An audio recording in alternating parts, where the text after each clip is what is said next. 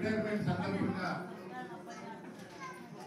ఆనందదాయకంగా ఇంతమంది రిటైర్మెంట్ అనే పదాన్ని మనసులో తీసుకోవద్దు. జీవితంలో ఇది ఒక పార్ట్ మాత్రమే.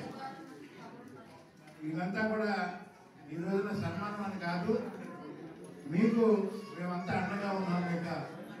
మీరు ఖాళీగా ఉన్నారు, అండగా ఉంటాం.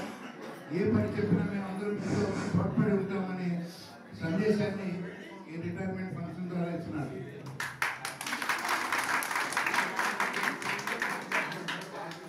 ముఖ్యంగా ఇప్పుడు దాకా 35 సంవత్సరాలు, 36 సంవత్సరాలు, 40 సంవత్సరాలు ఒక ఫ్యాక్టరీలో పనిచేస్తూ సొసైటీకి ఆ ఫ్యాక్టరీ ద్వారా మీ యొక్క సర్వీస్ అందించడం నిజంగా గర్వకారణం. ఇక ముందు మీరు ఏదైనా వ్యాపారం చేసుకున్నా లేకపోతే ఎటువంటి కార్యక్రమాలు చేసుకున్నా సంతోషంగా రిటైర్మెంట్ అయ్యాను అనే పదాన్ని మనసులో తీసి మనకి ప్రతి మనిషికి రిటైర్మెంట్ ఎప్పుడు ఆ రిటైర్మెంట్ సర్వీస్లో మనం రిటైర్మెంట్ అయ్యాం.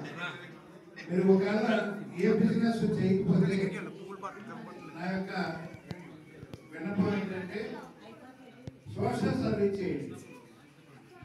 మనం చేయాలి అనుకుంటే చాలా ఉంటాయి. సోషల్ సర్వీస్ చేయండి. రోజు పొద్దున చేసి ఎక్సర్సైజ్ చేసి టిఫిన్ చేసి ఎవరికి ఏ అవసరం ఉంది. మన ఇండియాలోనే ఏ పని చేయాలన్నా సిగ్గుపడతాం. ప్రపంచంలో ఎక్కడా కూడా సిగ్గుపడేది లేదు. చిన్నప్పటి నుంచే ప్రతి పిల్లడికి కూడా నేర్పుతారు సోషల్ సర్వీస్ ఎలా. దాని ద్వారా ఒక వయసు వచ్చిన తర్వాత వాళ్ళు ఒక చిన్న ఎగ్జాంపుల్ చెప్తా. ఎక్కడన్నా మాల్లో పెద్దవాడు ఏదైనా సామాన్ తీసుకొస్తుంటే పిల్లలు ఇది అంత ఆ సామాన్ తీసుకుని కారు దాకా హ్యాండ్ ఓవర్ చేస్తారు. వాళ్ళు సంతోషంగా ఒక $5, $2, $3 వీళ్ళు తీసుకొచ్చి ఇంటికాడ అమ్మ నేను ఇవాళ $3 సంపాదించాను చాలా గర్వంగా చెప్పుకుంటారు. అటువంటి పరిస్థితి అక్కడ. ఇక్కడ అరే మీ ఓడేంటి మా దగ్గర ఎవరైనా సామాన్ పోతున్నాడు అంటారు.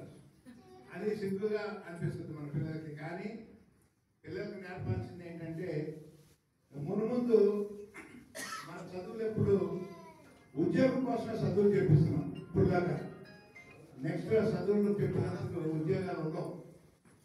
750 కోట్ల వాళ్ళ ప్రపంచం యొక్క జనాభా రాను రాను పెరుగుతూనే ఉంటుంది.